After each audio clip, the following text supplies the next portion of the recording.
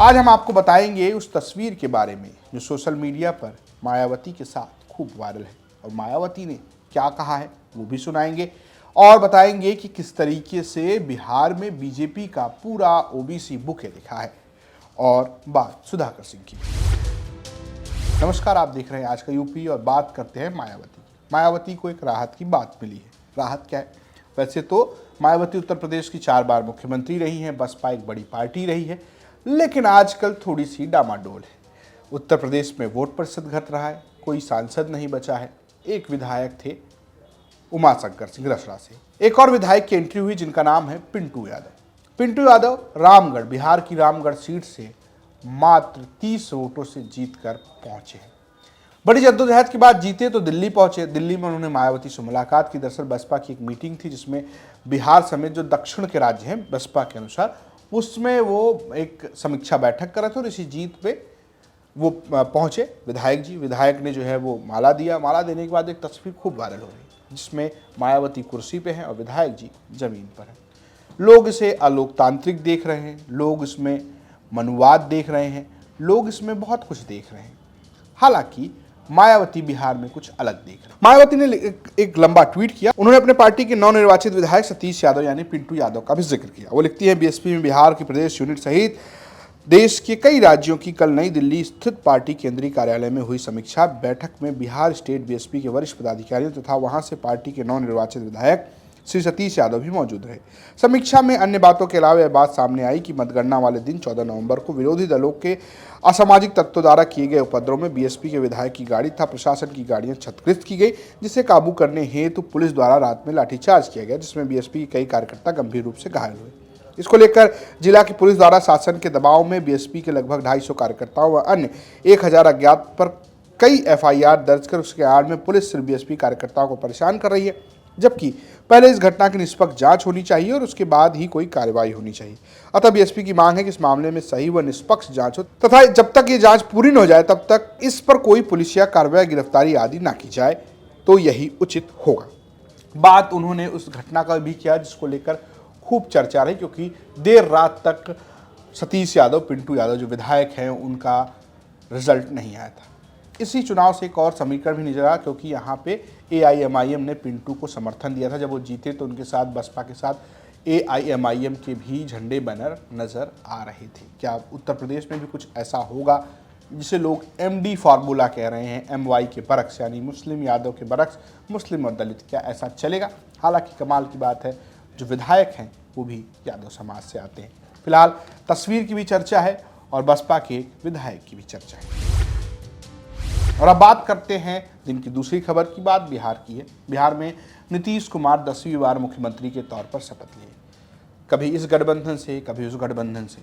बिहार में ऐसा लगता है कि एक ही सत्य है, नीतीश कुमार ही मुख्यमंत्री हों। इस बार भारी बहुमत के साथ जब एनडीए आई तो फिर से नीतीश कुमार मुख्यमंत्री बने। खूब चर्चा थी कि बीजेपी अपना मुख्यमंत्री बना सकती है, चिराग पासवान मुख्यमंत्री बन सकते हैं, लेकिन मुख्यमंत्री नीतीश कुमार बने। शपथ ग्रहण में उत्तर प्रदेश की तरफ से एक बड़ा बुके नजर आया। योगी आदित्यनाथ जो मुख्यमंत्री हैं वो पहुंचे।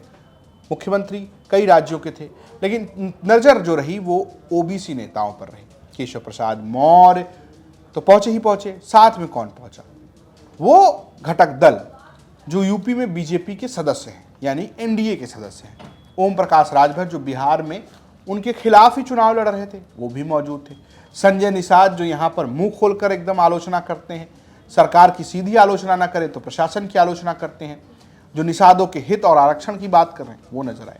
अनुप्रिया पटेल केंद्रीय मंत्री हैं, उनके पति आशीष पटेल उत्तर प्रदेश सरकार के खिलाफ ही मोर्चा खोलकर रखते हैं, जबकि वो कैबिनेट मंत्री हैं। तो इस सब कुछ विरोध के बाद भी मंच पर एक बुके तो नजर आया।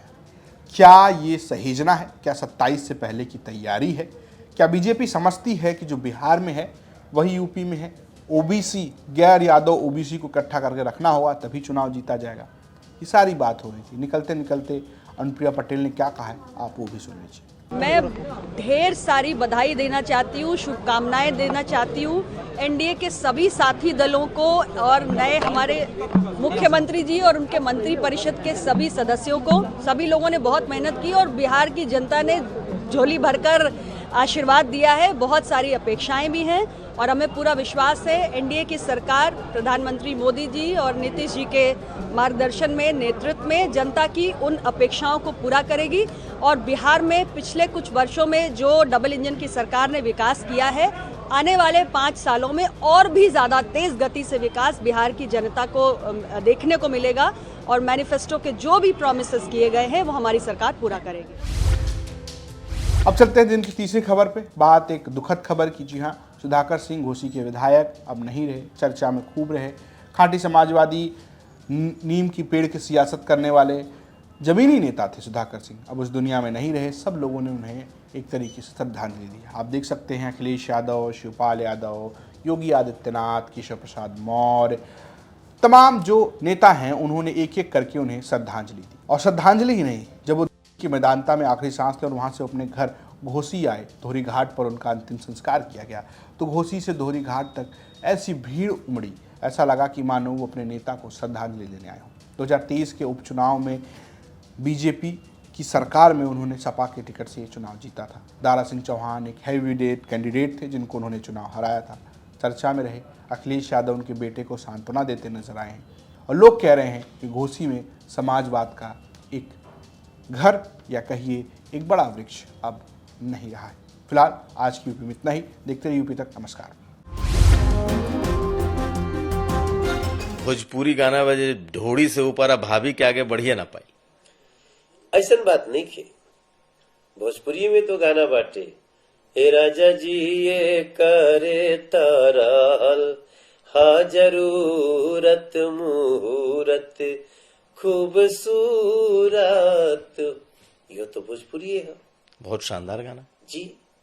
हमने के अगर हम जितना गाना गोरिया चांद के जोरिया नियन गोर बाड़ू हो, हटत नहीं खे भसुरा दुअरिये पे ठाड़ुआ। बहुत सारा गाना बहुत अच्छा चलल हुए बाटे जो अच्छा बा। हाँ, कुछ लोग, अब सबसे बड़ी बात बाटे कि हमरा ऐसा लगल बाटे कुमार अभिषेक भाई कि लोग भोजपुरी के बदनाम करे के जल्दी में ज्यादा दिखेला। हमरा ऐसा महसूस भेल बाटे। ए गंगा मैया तो है पियरी चढ़ाईबो, तो कबो इनाम तो दो एकरा के। सही बात। हम तोहरा बिन जी ना सकीले, ससुरा बड़ा पैसा वाला।